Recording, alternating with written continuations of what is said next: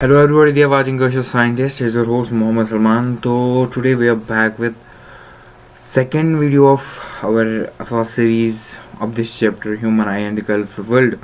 पिछले चैप्टर में हमने ह्यूमन आई के बारे में पढ़ा, हमने डिफेक्ट्स के बारे में पढ़ा, हमने उनकी करेक्शन के बारे में पढ़ा। तो आज इस चैप्टर को और डिटेल में जानने की कोशिश करेंगे। आज हम रिफ्लेक्शन ऑफ लाइट पढ़ेंगे, reflection of light through prism पढ़ेंगे। बिकॉज अर्लियर मैंने आपको बता लिया है कि इस चैप्टर का जो मेन कंसेप्ट जो है इस चैप्टर की वो ज़्यादा एप्लीकेशन बेस्ड है, ये ज़्यादा एप्लीकेशन बेस्ड है और ज़्यादा थ्योरी बेस्ड चैप्टर है। इसकी जो रेफरेंसेस है वो ज़्यादातर आपको लाइट के चैप्टर से मिलेंगी। तो उन्हीं को मैच कराने की, रियल लाइफ में मैच कराने की कोशिश करेंगे। वो फिनोमेना कैसे होते हैं, वो चीज़ें कैसी होती है। तो आगे चलते हैं, स्टार्ट करते हैं आज का टॉपिक। तो आज जो हमें चीज़ पढ़नी है वो पढ़नी है reflection of light through a prism. सबसे पहले हम डिफाइन करेंगे रिफ्लेक्शन किसे कहते हैं। एज आपने पिछले चैप्टर में पढ़ लिया होगा रिफ्लेक्शन किसे कहते हैं। इस चैप्टर में हम डिफाइन करेंगे अब रिफ्लेक्शन थ्रू अ प्रिज्म। तो पहली चीज़ जो रिफ्लेक्शन की होती है ये फिनोमिनन होता है जिसकी वजह से क्या होता है, लाइट बेंड होती है। कब होती है बेंड? जब लाइट एक ऑप्टिकल मीडियम से दूसरे ऑप्टिकल मीडियम में जाती है। अब जो दो ऑप्टिकल मीडियाज होते हैं उनमें डिफरेंस जो होता है वो ऑप्टिकल डेंसिटी का होता है। एक मीडियम में डेंसिटी ज़्यादा होनी चाहिए, दूसरे मीडियम में डेंसिटी कम होनी चाहिए। जब वेरिएशन डेंसिटी में होगा तब अगर लाइट एक मीडियम से दूसरे मीडियम में जाती है तो जो वो वेरिएशन आता है, जो उसके पाथ में जो डिविएशन आता है उसे हम रिफ्रैक्शन कहते हैं। तो फर्स्ट एंड फॉरमोस्ट कंडीशन जो रिफ्रैक्शन की है वो ये है कि वहाँ पे ऑप्टिकल डेंसिटी होनी चाहिए। इसी फिनोमेना को हम रिफ्रैक्शन कहते हैं। अब अगर हमें इसको थ्रू अ प्रिज्म डिफाइन करना होगा तो कैसे डिफाइन करेंगे? हम बोलेंगे कि अगर लाइट जो है वो ट्रैवल होती है फ्रॉम एयर से या किसी भी मीडियम से जाके ट्रैवल होती है प्रिज्म में, उन दो के बीच में जो डिफरेंस है ऑप्टिकल डेंसिटी का डिफरेंस है, उसकी वजह से जो लाइट के पाथ में जो बेंड आता है, जो भी डिफरेंस आता है उसके एक्चुअल पाथ में, उसे हम रिफ्रैक्शन कहते हैं। जो रिफ्लेक्शन का कोर फिनोमेनन है वो कैसे डिफाइन होता है? जो जनरली हमारी लाइट होती है उसका मीडियम जो होता है, जनरल कॉमन मीडियम जो है कहते हैं, वो एयर होता है। अब एयर जो होता है कॉमन मीडियम होता है, उससे लाइट आती है, वो जाके कल को किसी भी और मीडियम में चली जाती है। तो जो एयर है और वो जो दूसरा मीडियम है उनमें जो ऑप्टिकल डेंसिटीज़ का डिफरेंस होगा उसकी वजह से पाथ में डिविएशन होगा। अब जितना ज़्यादा ऑप्टिकल डेंसिटीज़ में डिफरेंस होगा उतना ज़्यादा डिविएशन होगा, यानी कि उतनी ज़्यादा रिफ्रैक्शन होगी। अब एक फिनोमेना होता है, लॉ होता है जिसको सिनेज लॉ कहते हैं, वो हमें डिफाइन कर देता है कि डिविएशन कितना होगा और कैसा होगा। हम बोलते हैं अगर हमारी जो लाइट है वो रेयरर मीडियम से डेंसर मीडियम में जाएगी तब जो है रिफ्लेक्शन का अलग फिनोमेना होता है। अगर डेंसर मीडियम से रेयरर मीडियम में जाएगी तब रिफ्लेक्शन का अलग फिनोमेना होता है। अगर लाइट जो है वो एयर से जाएगी कल को किसी भी डेंसर मीडियम में, तब क्या होगा, रेयरर मीडियम से डेंसर मीडियम में जाएगी तो वो हमेशा बेंड टूवर्ड्स नॉर्मल होती है। अगर हम उस सरफेस पे जहाँ पे लाइट इंसिडेंट की वहाँ पे एक नॉर्मल ड्रा करेंगे तो हम वहाँ पे डिफाइन कर सकते हैं लाइट की पोजीशन, हम वहाँ पे डिफाइन कर सकते हैं लाइट का पाथ अकॉर्डिंग टू स्नेज लॉ। अगर रेयरर मीडियम से डेंसर मीडियम जाती है तो बेंड टुवर्ड्स नॉर्मल होगी, अगर डेंसर मीडियम से रेयरर मीडियम होगी तो bend away from the normal होगी। अब हमारा केस क्या है? हमारा केस प्रिज्म क्या है? प्रिज्म में क्या होता है? प्रिज्म में हमारा जो रेयरर मीडियम जो है प्रिज्म में हमारा जो रेयरर मीडियम है वो हमारा एयर है, और डेंसर मीडियम जो है वो क्या है, वो प्रिज्म है। यानी कि रेयरर मीडियम से डेंसर मीडियम लाइट जा रही है। जब रेयरर से डेंसर मीडियम जा रही है तो लाइट बेंड होगी टुवर्ड्स नॉर्मल। उसी चीज़ को यहाँ पे हमने डिफाइन किया है, उस चीज़ को लिखा है, the direction of light change is pass from one medium to another, in other words light bends as it travels from one medium to another, this phenomena is known as reflection. ये सारी चीज़ें हमने define की। अब यहाँ पे ये core concept है, the degree of reflection varies with the wave length of the light. अगर हम यहाँ पे एक चीज़ डिफाइन करें, रिफ्रैक्टिव इंडेक्स जिसे हम म्यू कहते हैं, म्यू किसके बराबर होता है? वो होता है स्पीड ऑफ जो लाइट होती है in space divided by speed of light in any medium.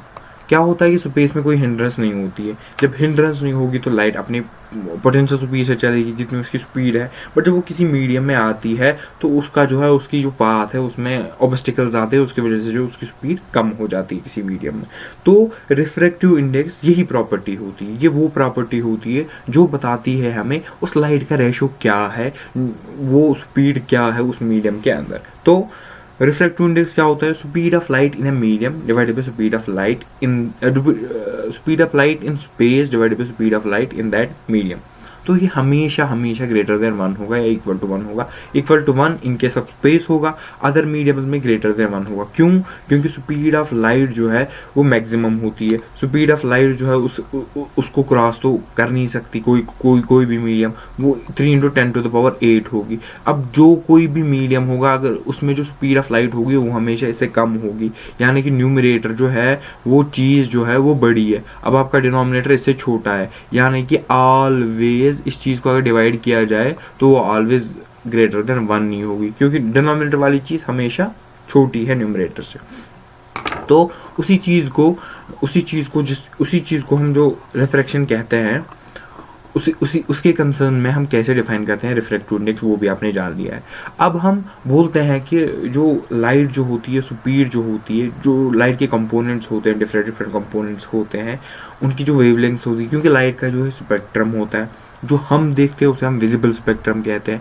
अब जो हमारा विजिबल स्पेक्ट्रम है उसमें भी लाइट के बहुत कंपोनेंट्स होते हैं, बिकॉज वेवलेंथ्स का डिफरेंस होता है, फ्रीक्वेंसी का डिफरेंस होता है। वो जो बैंड बनता है, जो लाइट का बैंड बनता है, उसमें जो डिफरेंट वेवलेंथ्स की लाइट्स होती है उनका डिफरेंट वेरिएशन होता है एज पर ऑप्टिकल डेंसिटी। यानी कि वो किसी अगर कहीं पे हम बोलेंगे कि इस लाइट की जो वो वेवलेंथ एक है, यानी कि उसका रिफ्रैक्टिव इंडेक्स जो है वो दूसरा होगा। अगर हम बोलेंगे इसकी मतलब इन टर्म्स कंपेरेटिव टर्म्स में कैसे हम डिफाइन करेंगे, अगर हम बोलेंगे कि किसी मीडियम में चलने वाली जो वेवलेंथ है और दूसरे मीडियम में चलने वाली जो वेवलेंथ है वो डिफरेंट है, यानी कि उसका मतलब ये है कि उन दोनों का जो है वो रिफ्रैक्टिव इंडेक्स जो है वो डिफरेंट होगा। तो अब यहाँ पे और एक टर्म जो हमें डिफाइन करनी है वो एंगल ऑफ प्रिज्म होता है। हमें पता है जो प्रिज्म होता है उसके 3 ट्रायंगुलर फेसेस होते हैं। अगर यहाँ पे आप देखेंगे प्रिज्म, क्योंकि 3 डायमेंशनल इमेज है तो यहाँ पे एक ही फेस दिखाया गया है। ये जो टॉप वाला पॉइंट है जहाँ पे ये तीनों फेसेस मिलते हैं, इसे हम एंगल ऑफ प्रिज्म कहते हैं, ए कहते हैं। ये टर्म हमें क्यों डिफाइन करनी है? क्योंकि हमें ज़रूरत लगती है। अब हमें इस प्रिज्म पे डिफाइन क्या करना है? हमें इस प्रिज्म पे डिफाइन करनी है रिफ्रैक्शन। हम बोलते हैं इंसिडेंट लाइट आती है हमारे यहाँ, ये ए आई, ए से बी तक गई, हमारी इंसिडेंट लाइट आई। इसने क्या किया? ये हमारा ईयर है, ईयर जो है हमारा वो क्या है? वो रेयरर मीडियम है, एयर रेयरर मीडियम है, ये डेंसर मीडियम है। अगर हम इसके इंटरफेस पे एट द पॉइंट जहाँ पे इंसिडेंस होता है वहाँ पे एक नॉर्मल ड्रा करेंगे एन डैश। तो मैंने क्या बोला था, अगर लाइट रेयरर मीडियम से डेंसर मीडियम में जाएगी तो बेंड टुवर्ड्स नॉर्मल होगी, क्योंकि ये हमारा नॉर्मल है बी एन डैश। तो ये हमारी लाइट जो है ये ऐसे चल रही थी, बेंड टुवर्ड्स नॉर्मल होगी, तो ये वाला बात पकड़ देगी। अब क्या होगा? अब यहाँ पे इसका फिर से रिफ्रैक्शन होना है। क्यों? क्योंकि ऑप्टिकल डेंसिटी फिर से आएगी, यहाँ से इसको बाहर जाना है। जो हमारी लाइट है, जो हमारा प्रिज्म है वो ग्लास का बना होता है, तो यहाँ से लाइट आएगी, यहाँ से लाइट बाहर जाएगी, इसका आने जाने का रास्ता होता है। तो अब जो यहाँ से जाएगी ये हमारा डेंसर मीडियम है, ये फिर से रेयरर मीडियम है। बट अब क्या होगा? अब light away from the normal band होगी। ये हमारा नॉर्मल बना और ये हमारा नॉर्मल बना, ये हमारी लाइट होनी चाहिए थी बेंड, ये अवे फ्रॉम द नॉर्मल होगी, समझे? ये हमारा नॉर्मल है। अगर टुवर्ड्स होता तो इसकी अंदर साइड से आती, इसको बाहर साइड से आती। ये जो हमारी इंसिडेंट रे है ये वो रे है जो इस प्रिज्म के अंदर आई, जो आनी थी, जो लाइट का एक्चुअल पाथ था। ये जो इमर्जेंट रे है ये लाइट की वो रे है जो वहाँ से निकली। अब ये हमारी ओरिजिनल बात थी, बट हमें ये वाला लाइट भेजी थी, बट वहाँ से निकली ये वाली, यानी कि इसमें कुछ डीविएशन आया। इसमें जो डीविएशन आया उसे हम एंगल ऑफ डीविएशन कहते हैं। ये जो एंगल ऑफ डीविएशन है ये यही प्रिज्म करता है। इस प्रिज्म का काम यही होता है, इससे हम क्या कराते हैं? डीविएशन कराते हैं। लाइट जो है अब क्या होगा? लाइट में वेरिएशन होगा, वेवलेंथ्स, डिफरेंट वेवलेंथ्स होगी, जब उनका हम वेरिएशन कराएंगे उनका अकॉर्डिंगली वेरिएशन होगा। एक लेंथ का वेरिएशन कुछ डिग्रीज होगा, दूसरी वेवलेंथ का वेरिएशन कुछ डिग्रीज होगा, तीसरी का कुछ और डिग्रीज होगा। तो उसकी वजह से हम लाइट का एक जो स्पेक्ट्रम ऑब्टेन करते हैं। तो यही चीज़ें यहाँ पे डिफाइन की गई है। ग्लास प्रिज्म PQR जो है केप्ट ऑन द बेस, तो incident ray is going from instead ray is going from air into the glass denser so it bends towards the normal B and dash। तो ये सारी चीज़ें मैंने define कर ली है, अब इसको फिर से देख लीजिएगा। तो उसके अब हमने क्या बताया कि जो हमारा प्रिज्म होता है उसमें क्या होता है, उसमें डिविएशन होता है। जो हमारी ओरिजिनल पाथ होती है, इंसिडेंट रे होती है, वो अपने पाथ से डिविएट होके दूसरा एक रास्ता ले लेती है। ये जो इंसिडेंट रे होती है और जो वहाँ से दूसरी निकलती है उसे हम इमर्जेंट रे कहते हैं। इंसिडेंट रे और इमर्जेंट रे में जो डिविएशन होता है, जो फ़र्क होता है, उसे हम एंगल ऑफ डिविएशन कहते हैं। उसे हम कहते हैं A=I+E, angle of deviation, angle of हमारा इंसिडेंस जो है उसमें से माइनस हम एंगल ऑफ ये करते हैं। ये स्पेशल केस होते हैं डिविएशन के। अभी फॉर नाउ आपको जो चीज़ें पढ़नी है वो चीज़ें हम बस यहाँ पर डिस्कस कर रहे हैं अच्छी तरीके से, वो आप देख लीजिए। आगे जाके इंशाल्लाह आप ये चीज़ पढ़ेंगे अच्छे से।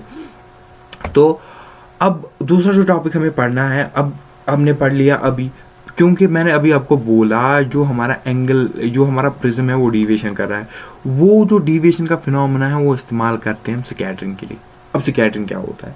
स्कैटरिंग क्या होता है? जो हमारी वाइट लाइट होती है, मैंने आपको पहले ही भी बोला, जो वाइट लाइट होती है ना, इसमें क्या होता है, ये इलेक्ट्रोमैग्नेटिक वेव है, हमें पता ही है इलेक्ट्रोमैग्नेटिक वेव है ये। इसके अंदर ये स्पेक्ट्रम ऑफ है, इसमें स्पेक्ट्रम ऑफ, ये स्पेक्ट्रम है, इसमें बहुत सारे कंपोनेंट्स होते हैं। इसमें कंपोनेंट्स होते हैं, इसमें गामा रेज होती है, इसमें एक्स रेज होती है, रेडियो वेव्स होती है, इसमें विजिबल रेज होती है, तो फार रेड होती है, फार रेड होती है, इंफ्रा रेड होती है, वो सारी चीज़ें स्पेक्ट्रम में होती है। बट जो चीज़ हमें सिर्फ दिखती है, जो चीज़ हम अपने आंखों से देखते हैं, उसे हम विजिबल स्पेक्ट्रम कहते हैं। और जो हमारी आंख देख पाती है वो भी विजिबल स्पेक्ट्रम ही है। तो हमारा काम जो है मैक्सिममली वो इसी विजिबल स्पेक्ट्रम के साथ होता है। अब जो हमारी वाइट लाइट होती है, अगर हम उसको क्या करते हैं, उसको हम एंगल के थ्रू पास कराते हैं। उसमें क्या होता है, उसमें यही डिविएशन का जो फिनोमेनन होता है, उसकी वजह से क्या होता है, कलर्स आ जाते हैं। ये आपने एक प्रिज्म लाया, ये आपने एक प्रिज्म लाया, इसमें आपने एक एंगल पे, बट वो जो एंगल है वो डिफाइंड होता है, उस एंगल पे आपने क्या है, वाइट लाइट इंसर्ट की। जब आपने इंसिडेंस किया, आपका जो इमर्जेंस है वो आप देख रहे हो, वो कलर्ड आता है। क्या आता है? कलर। और जो कलर आता है वो 7 कलर्स आते हैं। विबग्योर आता है जो हमारा रेनबो में होता है, violet, indigo, blue, green, yellow, orange और रेड। ये जो स्पेक्ट्रम ऑफ कलर्स होता है जो हमें ऑब्टेन होता है कब? जब व्हाइट लाइट स्प्लिट होती है into its compounds, into its components, उसे हम क्या कहते हैं? उसे हम स्कैटरिंग ऑफ लाइट कहते हैं। Scattering of light, when light is passed through a glass prism, it splits into its spectrum of colors in the order of violet, indigo, blue, green, yellow, orange and red। इसका order ये इसी order में जो है deviation दिखाता है और इसी ऑर्डर में जो है ऑब्टेन होता है एक स्क्रीन पे। इसका ऑर्डर नेसेसरी आपको याद रखना है, उस चीज़ से हम उसको स्कैटरिंग ऑफ लाइट डिफाइन करते हैं। अब हमने क्या किया, अब हमने वाइट लाइट लाई, उसका हमने डिस्पर्शन कराया एक प्रिज्म के थ्रू। अब हम क्या करते हैं, उस प्रिज्म को हम उल्टा देते हैं। यानी कि अगर हमने पहले डिस्पर्शन किया, अब हम उसका रिकम्बिनेशन करेंगे। पहले हमने तोड़ा, अब उसको जोड़ेंगे। वो कैसे जोड़ेंगे? अगर हम इसको उल्टा करेंगे। अब हम इमर्जेंस को है जो वो इंसिडेंस में कन्वर्ट करेंगे। तो जो दो प्रिज्म्स होते हैं, इनके बीच का थोड़ा डिस्टेंस रखना होता है, और इनके बीच का ये जो एंगल होता है जहाँ पे इंसिडेंस होना होता है वो हम डिफाइन कर लेते हैं, और ऐसा हम अपैरेट्स बना लेते हैं, ऐसा हम सेट कर लेते हैं इस मीडियम को, ताकि जो हमने इमरजेंट लाइट डाली, उसके बाद जो हमें इंसिडेंट लाइट डाली, वहाँ से जो इमरजेंस निकला हमें स्पेक्ट्रम निकला विबग्योर का, उसको हम वापस से रिकम्बिनेशन करके हम वाइट लाइट बना लेते हैं एक स्क्रीन पे। तो ये जो है आपने न्यूटन का एक्सपेरिमेंट भाई, इस पे स्कैटरिंग ऑफ लाइट जो है, न्यूटन कलर डिस्क जो है वो उसने एक्सपेरिमेंट किया था, और उसी से हमें क्या है कि स्कैटरिंग ऑफ लाइट के बारे में पता चला। इससे क्या होता है, ये जो स्कैटरिंग ऑफ लाइट जो फिनोमेना होता है, जितने भी कलर्स हमें दिखते हैं ना दुनिया में, जितने भी किसी भी चीज़ का कलर कुछ है, वो इसी की वजह से होता है। बिकॉज अगर हम किसी कलर में जो है, अगर हम किसी चीज़ में कलर देना चाहते हैं, तो वो हमें कब पता चलेगा इस चीज़ का कलर क्या है? वो हमें तब पता चलेगा जब हमें पता चलेगा ये लाइट को कितना स्कैटर करता है, ये लाइट को कितना डाइवर्ज करता है, ये लाइट को जो इसकी टेंडेंसी कितनी है कि ये लाइट को कितना स्कैटर करता है। जितना ज़्यादा स्कैटर करेगा कोई चीज़ जितनी ज़्यादा किसी वेवलेंथ को स्कैटर करेगा, उसके हिसाब से उसका कलर बनता है। एक कलर पैटर्न होता है जिसे हम मंशीज व्हील कहते हैं, उसमें जो है यही कम्बिनेशन ऑफ कलर्स बताया जाता है, और उस हिसाब से हम डिफाइन करते हैं कि कोई भी बॉडी कैसे किसी भी चीज़ का कलर डिफाइन करती है। और सबसे बड़ा फिनोमेनन जो किसी भी चीज़ का है वो स्कैटरिंग प्लस रिफ्लेक्शन होता है। ये दो चीज़ कंबाइन होके किसी भी बॉडी का जो है कलर डिफाइन करती है। तो अब हमने बोला कि स्कैटरिंग ऑफ लाइट होती है, हमने पढ़ा कि रिफ्रैक्शन होती है, हमने और एक चीज़ भी पढ़ी है, वो इंटरनल रिफ्लेक्शन होती है। एक इंसिडेंस, एक एंगल होता है, अगर हम उससे एक्सीड करते हैं, जिसे हम क्रिटिकल एंगल कहते हैं, उसके बाद जो है इंटरनली जो है लाइट रिफ्लेक्ट होती है। वही phenomena, combination of refraction, combination of internal reflection, combination of scattering, ये सारी चीज़ें मिला के जो है हमारा रेनबो का फॉर्मेशन होता है। रेनबो में आप क्या देखते हैं? अभी हमने क्या देखा कि ये जो हमारा जो स्पेक्ट्रम ऑफ कलर्स है वो कहाँ से आता है? वो हमारा आता है फ्रॉम अ प्रिज्म। जब हम प्रिज्म के थ्रू के अंदर वाइट लाइट इंसर्ट करते हैं, वहाँ से जो है कॉम्बिनेशन ऑफ मिलता है हमें कलर्स, 7 कलर्स, विब गियर जिसे कहते हैं, तो वो चीज़ हम एक्सपेरिमेंटली देख पाते हैं। बट नेचुरली फिनोमेना कैसे करता है, उसे हम रेनबो की तरफ से देख सकते हैं। जो हमारा एक वाटर ड्रॉपलेट होता है वो एक्ट करता है एक प्रिज्म, उसमें इंसिडेंस होती है, बट अब उसमें जो डिविएशन का कंसेप्ट है ना, वो टोटल इंटरनल रिफ्लेक्शन के कंसेप्ट से आता है। जो लाइट होती है, क्योंकि अब लाइट आई, वाइट लाइट के 7 कलर्स है, हर एक कलर की वेवलेंथ डिफरेंट है, हर एक कलर का जो है एंगल ऑफ डिविएशन जो है डिफरेंट है। अब क्या होता है, जो कलर सबसे पहले डिवेट होगा, जो कलर सबसे कम डिवेट होगा, और जो कलर सबसे ज़्यादा डिवेट होगा, वो जो है वो एक्सट्रीम्स पे चले जाते हैं। यानी कि रेड जो है वो सबसे ज़्यादा रेड जो है वो सबसे कम डिवेट करता है, उसकी वजह से क्या होगा, वो सबसे ऊपर चला जाता है। और वायलेट जो सबसे ज़्यादा डिवेट करता है वो सबसे नीचे चला जाता है। इसी तरीके से डिविएशन के हिसाब से जो कलर्स का ग्रेडियंट बन जाता है, और वो in the form of rainbow आ जाते हैं। बट वो कैसे होता है? वो ऐसे होता है कि जो हमारा जो है रेन ड्रॉप जो है वो एक्ट करता है एज प्रिज्म। उसको हम प्रिज्म मान के चलते हैं। उसमें जो लाइट ऑफ इंसिडेंस होती है, उसमें जो डाइवर्जेंस होती है, और जो इंटरनल रिफ्लेक्शन का फिनोमेना होती है, वो इस तरीके से सेट होता है कि हमें एक रेनबो दिखाई देता है। और ये फिनोमेनन ऑलवेज एक्ट करता है जब आप सन के अपोजिट डायरेक्शन में देख रहे होंगे। सन आपके पीछे और आप उसके आगे हो, तब आप उस चीज़ को देख सकते हैं। आपका सन आगे हो और आप आगे रेनबो देख सकते हैं, ऐसा पॉसिबल नहीं होता है। सन आगे होता है, आपके पीछे होता है, उस फिनोमेनन में हम जो है वो रिफ्लेक्शन चीज़ देख सकते हैं। मतलब आप यहाँ पे हो, सन आपके पीछे हो, आप आगे रिफ्लेक्शन देख सकते हो। आप आगे हो, सन यहाँ पे हो, आप उसके आपके पीछे रिफ्लेक्शन देख सकते हो। तो a rainbow is produced with dispersion and internal reflection of the light in water droplets in atmosphere. White light from the sun enters into spherical raindrop. The different colors are refracted through different angles. क्योंकि wavelengths different है, उसकी वजह से deviation जो है different होगा, उसी की वजह से एक different spectrum बनेगा। तो ऐसा reflected off background then reflected again then emerge। मैंने बोला ना, ये एक्ट करता है फुल फाइनल क्या है, ये एक्ट करता है एज प्रिज्म। इसमें जो है पहले लाइट आती है, इंसिडेंस होती है, इंटरनल रिफ्लेक्शन कर करके एट द एंड वो इमर्ज होती है। तो ये एज प्रिज्म एक्ट करता है। इमर्जेंस इसकी तब हो जाती है जब इसमें इंटरनल रिफ्लेक्शन कंटिन्यूसली होता है।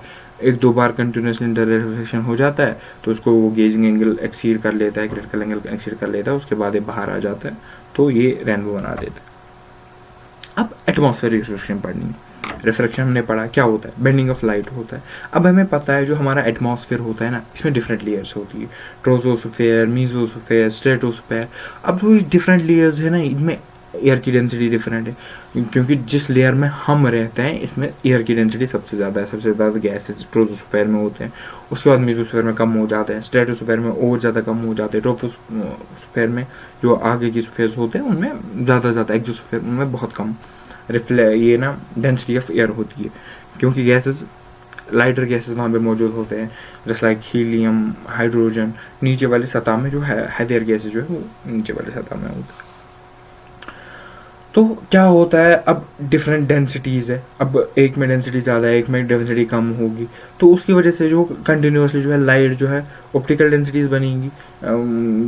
ऑब्वियस ही बात है, जब डेंसिटी डिफरेंट होगी, एयर की डेंसिटी डिफरेंट होगी, एक मीडियम की डेंसिटी डिफरेंट होगी, तो ऑप्टिकल डेंसिटी उसकी डिफरेंट होगी।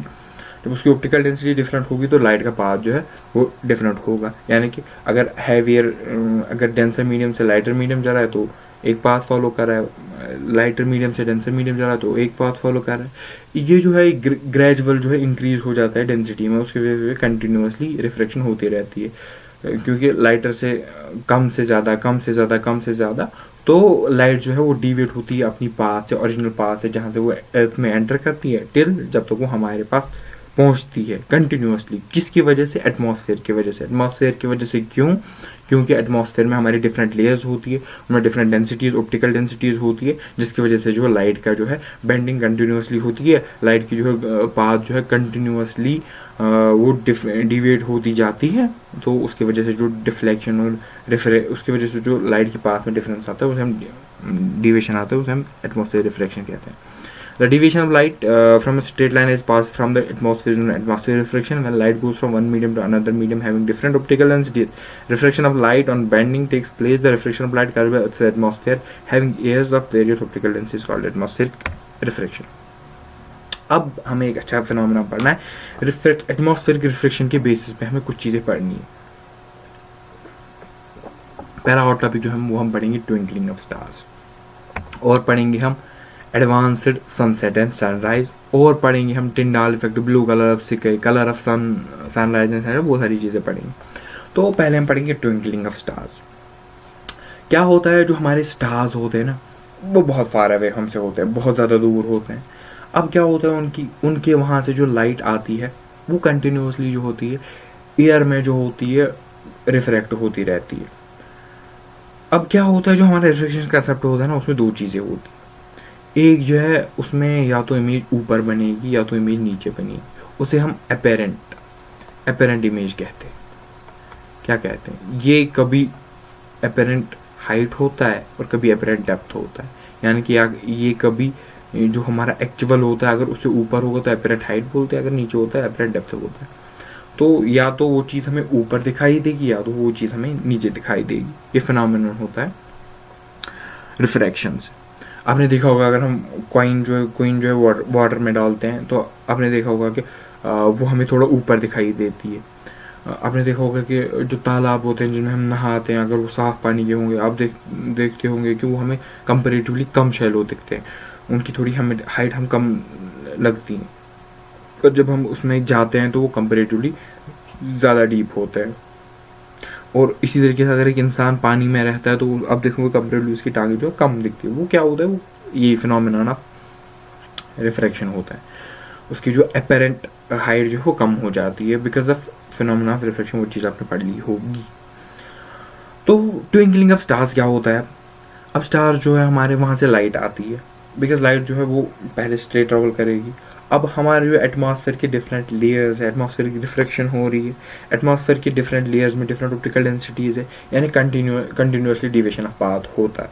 अब क्या होता है, जब वो लाइट हमारे पास पहुंचती है, उसमें इतना रिफ्लेक्शन हुआ, उसमें इतना रिफ्रैक्शन हुआ होता है, जस्ट लाइक के कहाँ गया मेरा पेन, जस्ट लाइक कि वो चीज़, ये स्टार है फॉर अ मिनट, इसमें कंटिन्यूसली इतना रिफ्रैक्शन, ये एटमॉस्फेयर मानो, ये इंसान मानो, इंसान की आँख, इसकी लाइट जो है वो ऐसे आनी चाहिए, बट ये जो है रिफ्रैक्शन हो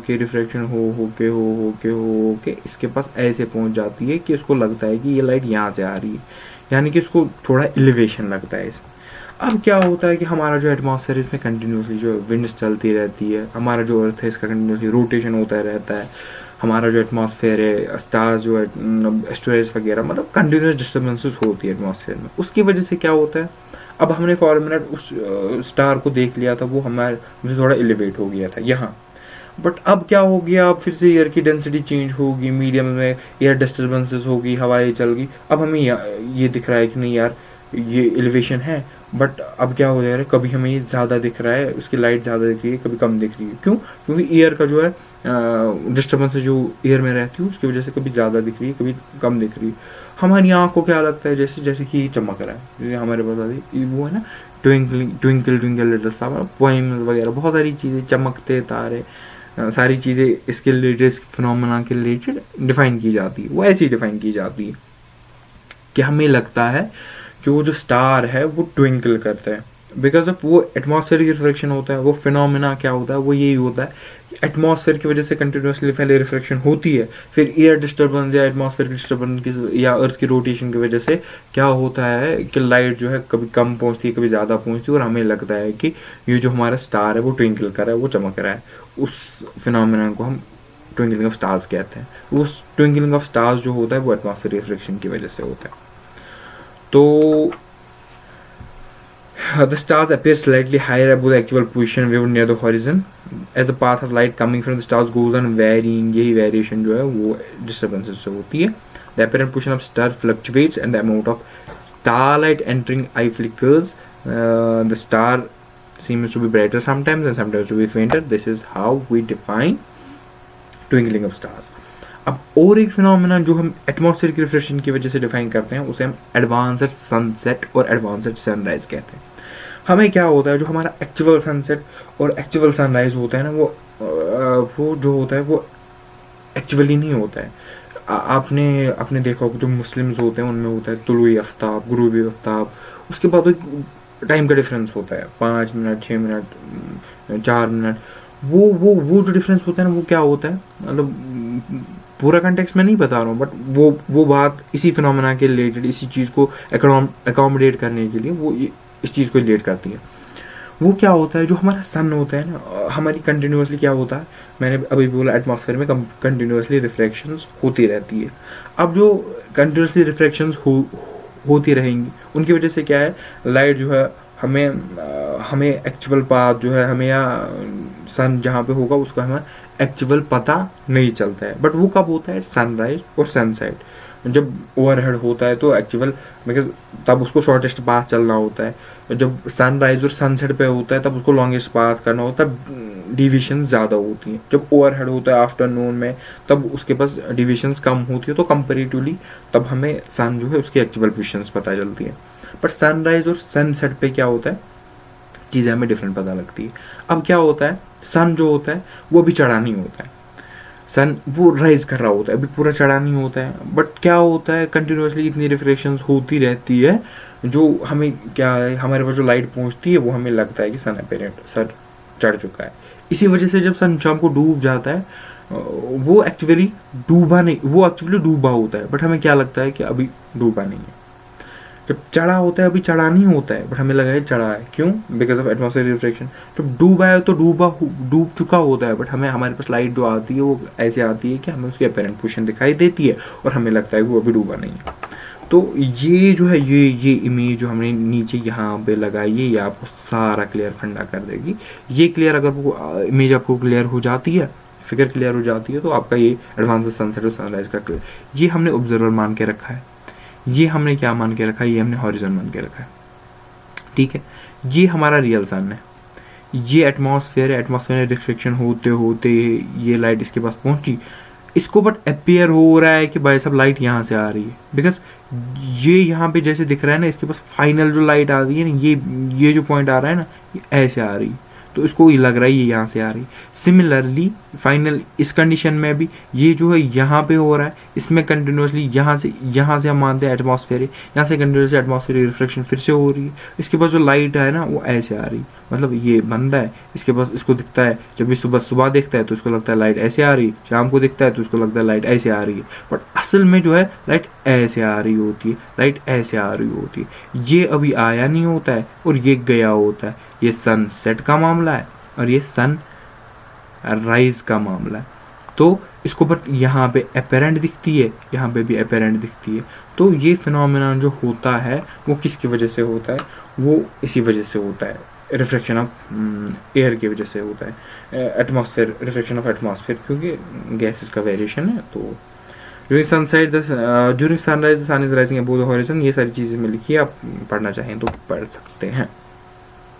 अब और एक चीज़ पढ़नी है हमें यहाँ पे, जो पढ़नी है वो पढ़ना है टिंडाल इफेक्ट और पढ़ना है हमें ब्लू कलर बेसिकली। तो टिंडाल इफेक्ट को पढ़ने के लिए हमें पता होनी चाहिए एक चीज़ जिसे हम कोलाइड कहते हैं। आपने मे बी अपने क्लास 9th में पढ़ा होगा सोल्यूशन, सस्पेंशन, कोलाइड, उसमें क्या होता है, क्या डिफरेंस होती है, हाउ वी डिफाइन एक चीज़ को हम कोलाइड कैसे बोलते हैं। इनमें पार्टिकल साइज जो कंपेरेटिव 10⁻⁻⁹ को, वो सारी चीज़ें थोड़ी टेक्निकल है, वो मे बी आप में से पता हो किसी को ना पता हो, बट जो चीज़ हम जनरल फिनोमेना में कह सकते हैं, अगर हम एटमॉस्फेयर को एक चीज़ माने, एक मीडियम माने, उसमें जो हम डस्ट पार्टिकल्स जो है वो उनका साइज़ जो है बहुत नेग्लिजिबल होता है, कंपेरेटिवली बहुत कम होता है, और वो साइज़ उस एटमॉस्फेयर के कंपैरिजन में अगर हम वहाँ पे डिफाइन करेंगे तो उसे हम कोलाइड डिफाइन करेंगे उस चीज़ को, क्योंकि वो उसमें पूरी गोलती नहीं है, वो चीज़ उसमें कंटिन्यूसली रहती है। डस्ट पार्टिकल जो वो एयर में होता है वो उसके साथ कंप्लीटली मिक्स नहीं बनाता है, होमोजेनियस मिक्सचर नहीं बनाता है, तो उस केस में हम कोलाइड डिफाइन करते हैं। अब हमने माना कि ये एयर जो है हमारा वो कोलाइड है। अब जो हमारे पार्टिकल्स है वो कोलाइड क्या हो, कोलाइडल पार्टिकल्स की एक प्रॉपर्टी होती है, जब उनके साथ लाइट आती है ना, स्कैटर करती है ना उनके साथ, जब उनके साथ लाइट इंटरेक्ट करती है उसे स्कैटर करते हैं, वो उसे बिखरा देते हैं एक जिगजैग पाथ में।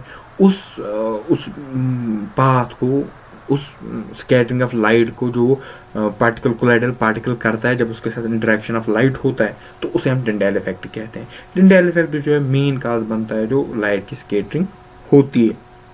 आपने जंगल में हो देखा होगा, कैनोपीज में, मूवीज़ में देखा होगा आपने, वो एलियन, वो जादू वाली मूवी जो है उसमें जो लाइट पड़ रही होती है, उसमें जो वो डस्ट पार्टिकल्स होते हैं, वो यही कोलाइडल इफेक्ट को डिफाइन, टिंडेल इफेक्ट को डिफाइन करते हैं। इस तरीके से दूसरा एक फिनोमिना है जिसे हम समझ पाते हैं कि स्काई जो है हमारी, उसका कलर ब्लू क्यों होता है। हमने अभी जो पढ़ा है हमने प्रिज्म के थ्रू जो है वो लाइट की जो डिविएशन होती है तो हमें विबग्योर मिलता है। इसमें जो कलर है blue, violet, indigo, blue, green, yellow, orange, red, तो ये जो ब्लू कलर होता है, हमने बोला कि ये जो हमारा ये जो ये on the basis of frequencies है। वायलेट की फ्रीक्वेंसी सबसे ज़्यादा है, रेड की फ्रीक्वेंसी सबसे कम है, रेड की वेवलेंथ सबसे ज़्यादा है, यानी कि ये सबसे दूर जा सकता है, वायलेट सबसे कम जा सकता है। बट अब स्कैटरिंग की बात करें तो ब्लू लाइट जो है वो सबसे ज़्यादा स्कैटर होती है। अब जो चीज़ जितनी ज़्यादा स्कैटर होगी वो उतनी ज़्यादा विजिबल होगी, जो चीज़ जितनी ज़्यादा बिखरेगी वो चीज़ उतनी हर जगह मौजूद होगी। इज़ लाइक कि मेरे पास मेरे पास हाथ में एक डिओड्रेंट है और दूसरे हाथ में जो है वाटर का गिलास है। मैं काम करता हूँ, उस वाटर के गिलास को मैं फेंक देता हूँ फॉर मिनट, ऐसे छोड़ देता हूँ, और जो ये डिओ वाली जो मेरी बोतल थी उसको भी मैं छोड़ देता हूँ, सेम वॉल्यूम का है। अब हम देखेंगे कि आफ्टर सम टाइम देखोगे अब डिओ की जो स्मेल है वो सारी मकान में फैली होगी, बट वाटर का जो है वो सब कुछ पार्ट तक वाटर जा चुका होगा। वो क्यों होता है? वो उसका इफेक्ट होता है स्कैटरिंग का। वाटर इतना ही स्कैटर हो सकता है, वो इतना ही हुआ। गैस जितना ज़्यादा स्कैटर हो सकता है वो उतना ज़्यादा फैला। वही सेम थिंग होती है कलर्स के साथ भी।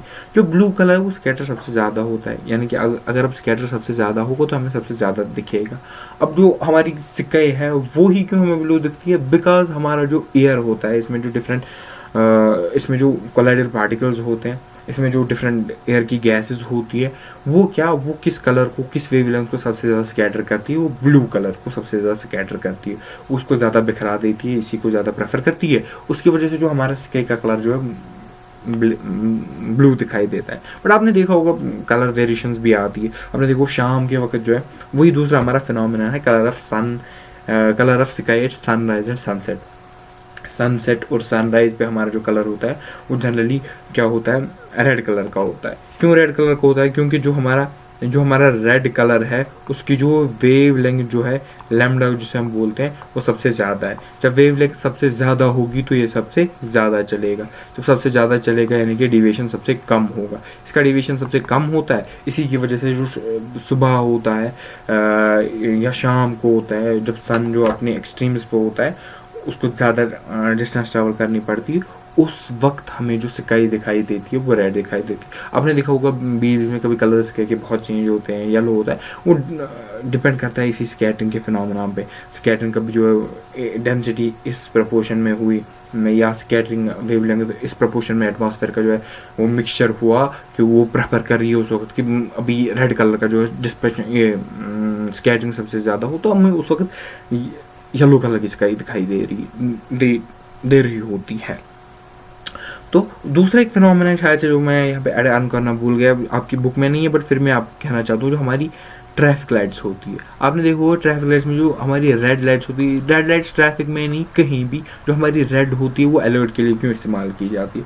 बिकॉज उसमें सेम कंसेप्ट यही कंसेप्ट होता है किसका, रेड लाइट जो है उसकी जो वेव लेंथ है वो सबसे ज़्यादा है, यानी कि उसमें डीविएशन जो है वो सबसे कम है, वो सबसे दूर चली जा सकती है। इसी वजह से अगर हमें कहीं पे रुकना होगा या कहीं पे डेंजर होगा तो वो चीज़ दूर से दिखाई दे, वो चीज़ दूर से विजिबल हो, उसके लिए जो उसका कलर जो है वो रेड करता है। तो मुझे लगता है कि अब तक मैंने सारी चीज़ें अच्छी तरीके से आपको डिफाइन कर ली। हमने ये चैप्टर ऑलमोस्ट ख़त्म कर लिया है।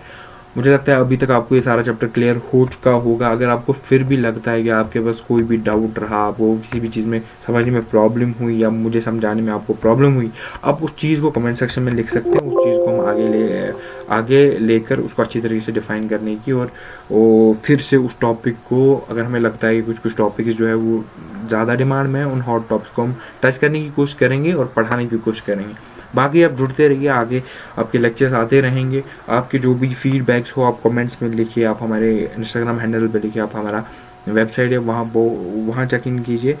बाकी all the best, keep learning, have a good time है।